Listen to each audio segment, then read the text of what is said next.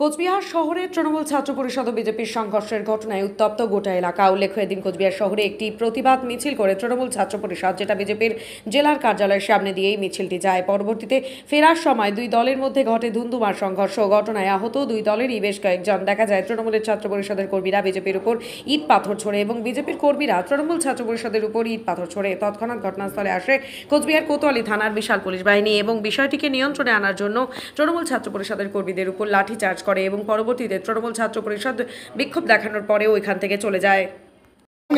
কোচবিহার জেলায় হাজার হাজার ছাত্রছাত্রীরা আজকে পথে নেমেছিল, প্রতিবাদী মিছিল ছিল। অক্সফোর্ডের মাননীয় মুখ্যমন্ত্রী মমতা বন্দ্যোপাধ্যায়কে এসএফআই হেনস্থা এবং ওষুধের মূল্যবৃদ্ধি তার বিরুদ্ধে আমাদের হাজার হাজার ছেলেমেয়েরা রাস্তায় নেমেছিল। আজকে যখন রাজপথে মাঠে আমাদের মিছিল শেষ হয়, আমাদের তৃণমূল ছাত্র পরিষদের কর্মী সমর্থক সহযোদ্ধারা যখন পাশে করে দিনাটা মাথাভাঙা তুফানগঞ্জের উদ্দেশ্যে যাচ্ছিলেন, বিজেপি পার্টি থেকে কতিপয় কিছু দুষ্কৃতী, তারা আর্মস নিয়ে বাস বাটাম নিয়ে কিছু কতিপয় দুষ্কৃতী সেই বাসের উপর হামলা করে আমাদের দিনাটা তৃণমূল ছাত্র পরিষদের নেতা রানা সহ একাধিক ছেলেমেয়ের গায়ে সেই ঢিল এবং বাস বাটামের আঘাত লাগে। তারা প্রায় ইমিডিয়েট গাড়ি হসপিটালে পাঠালাম। দুটো গাড়ির উপর আক্রমণ করা হয়। আমরা অবিলম্বে পুলিশকে বলবো ইমিডিয়েট দোষীদের শনাক্ত করে তাদের গ্রেপ্তারের বুদ্ধি করতে। তৃণমূল ছাত্র পরিষদ রাস্তায় থাকবে। তৃণমূল ছাত্র পরিষদকে এইভাবে তৃণমূল কংগ্রেসকে ধমকে চমকে মাথানত করা যাবে না। আমরা রাস্তায় রয়েছি কোচবিহার জেলায়, কোচবিহার শহরে, না হলে তীব্র থেকে তীব্র প্রতিবাদ। আপনাদের গাড়ির উপরে কি বিজেপি হামলা করেছিল? বিজেপির কতিপয় দুষ্কৃতী যারা আর্মস নিয়ে বিজেপি পার্টি অফিসের ভেতরে এখনো আছে, আর্মস নিয়ে বন্দুক নিয়ে তারা আক্রমণের চেষ্টা করেছে, লাঠি সোটা নিয়ে শোট নিয়ে আক্রমণের চেষ্টা করেছিল। আমাদের তৃণমূল ছাত্র পরিষদের 4-5 জন ছাত্র নেতা তারা আহত হয়েছে। তাদেরকে আমরা ইমিডিয়েট এমজিএন হসপিটাল আর মেডিকেল কলেজে পাঠাবো। আমরা খবর পেয়েছি এরকম, আমরা দেখছি বিষয়টা, কিন্তু বিজেপি পুলিশকে অবিলম্বে অনুরোধ করবো, আবেদন জানাবো যে সকল বিজেপির কতিপয় হারমাত যারা এখনো পার্টি অফিসের ভেতরে রয়েছে, পুলিশকে অনুরোধ করবো তারা অতি দ্রুত যাতে তাদেরকে গ্রেপ্তার করে।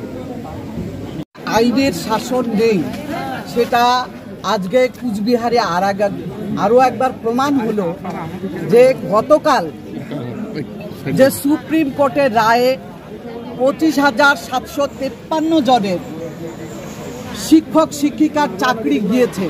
সারা পশ্চিমবঙ্গ কেন সারা ভারতবর্ষ জুড়ে আলোড়ন চলছে এবং পশ্চিমবঙ্গবাসী হিসেবে, ভারতীয় জনতা পার্টির কার্যকর্তা হিসাবে আমরা সারা পশ্চিমবঙ্গে বিক্ষোভে সামিল হয়েছে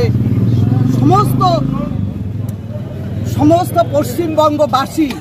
যে ঐতিহাসিক একটা ঘটনা ঘটেছে, এর আগে আমরা ত্রিপুরায় দেখেছি যে দুর্নীতির জন্য চাকরি গিয়েছে। এবার মমতা ব্যানার্জির 14 বছরে তা প্রমাণ করে দিল যে কালকে সুপ্রিম কোর্ট রায় দিয়েছে।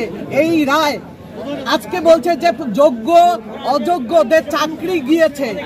বারবার বলা হয়েছে যে অযোগ্য এবং যোগ্যর প্রশ্ন কেন আসলো, যে যোগ্যদের লিস্ট চেয়েছিল বারবার বিচারপতি, যে আপনারা বলছেন যে অযোগ্যরা চাকরি পেয়েছে বা যোগ্যরা চাকরি পেয়েছে, তারা লিস্ট দিতে ব্যর্থ হয়েছে। আজকে যে সমস্ত প্রায় 26,000 চাকরি গেল, এর দায় তৃণমূল কংগ্রেসকে নিতে হবে, মমতা ব্যানার্জিকে নিতে হবে। এর জন্য সারা পশ্চিমবঙ্গে প্রতিবাদে সারা পশ্চিমবঙ্গবাসী সামিল হয়েছে। তাই কুচবিহারের যুব মোর্চার তরফ থেকে আমাদের এই প্রতিবাদ মিছিল এবং পারমিশন নিয়েছে, পারমিশন নেওয়া মিছিল, ইন্টিমেশন।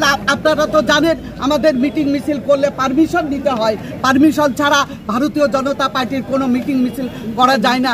যথারীতি ওরা ইন্টিমেশন দিয়েছে, ওরা মিছিল বের করবে। তাতেই কি তৃণমূল এর গুন্ডা বাহিনী যারা সন্ত্রাস করছে, যে বিজেপি যেন পথে নামতে না পারে পশ্চিমবঙ্গবাসীর হিসেবে, তাই তারা তাদের গুন্ডা বাহিনী এসে আমাদের পার্টি অফিসের উপরে চড়াও হয়।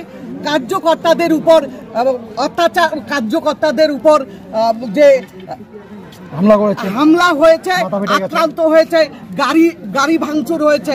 গোবিন্দ রায় যুব মোর্চা, সমীর রায় যুব মোর্চা, রাজা যুব মোর্চা এরা আক্রান্ত হয়েছে।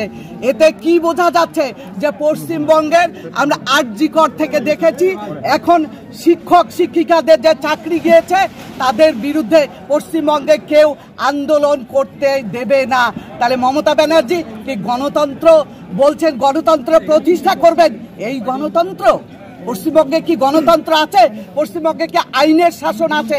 মানুষের কণ্ঠরোধ করা হয়েছে, বিধানসভায় কণ্ঠরোধ করা হয়, পথে কণ্ঠরোধ করা হয়, আজকে পার্টি অফিস থেকে মিছিল বের করবে সেখানেও তাদের কণ্ঠরোধ করা হচ্ছে।